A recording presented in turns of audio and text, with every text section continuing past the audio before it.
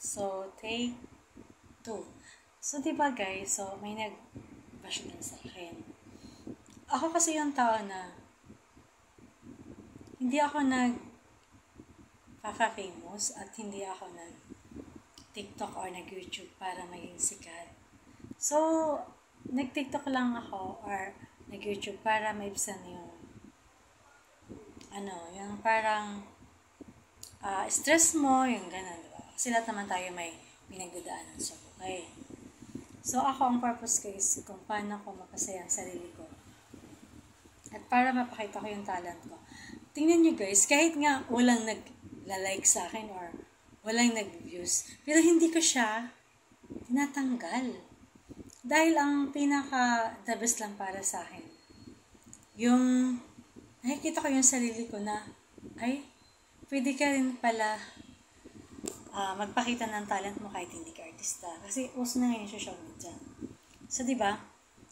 So, tapos pag nalaman ng iba na 1,000k ka na, or maraming nanonood sa'yo, halimbawa, 3.5, 2.5, tapos, feeling nila, sikat ka na. At feeling nila, may sahod ka na. At bakit? Kung gusto, hindi naman ako artista, hindi naman ako famous.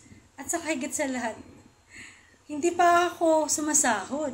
Tapos magko-comments ka dun sa section ko para para kabitan mo ako tapos na mapansin ka. Hindi tama kasi yung ginagawa mo. Kasi ako nag-effort ako, wala akong binayaran na tao, wala akong ginamit na tao. So self-reliance ako. At saka may tindahan ako, nagpapa-subscribe ako. At bakit dumadami yung followers ko? Dahil pag may nag-viral ako na, kanyari, halimbawa, nag-views ako ng 2.5, 3.5, 4,000, ganyan. So, 3.9, pero 5.42 yan sa kasi binabawasan niya ng So, parang, kumbaga, nagustuhan nila yun. Tapos, ikaw, magko-comments ka dun. Sa tingin mo, kapag binash mo yung isang tao, magiging famous ka. At sa tingin mo ba, kapag binash mo ba ako, magiging sikat ako sa'yo? Siyempre, hindi, no? Dahil hindi naman ako nag-TikTok or nag-YouTube para sa mga bashers. At saka pupunta ka dun sa section ko para para maglagay ka dun ng sasabihin mo, di ba, nagsalita ka ng cutest yarns. Nagpapakita ko sa mahal ko, hindi sa'yo. At hindi sa ibang tao. Para sa sarili ko, para na-enjoy ko yung sarili ko habang ako ay nag-iisa. Dahil sa tindahan lang ako lagi.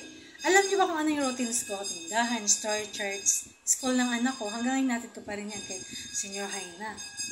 So, ganun ang aking routine sa araw-araw.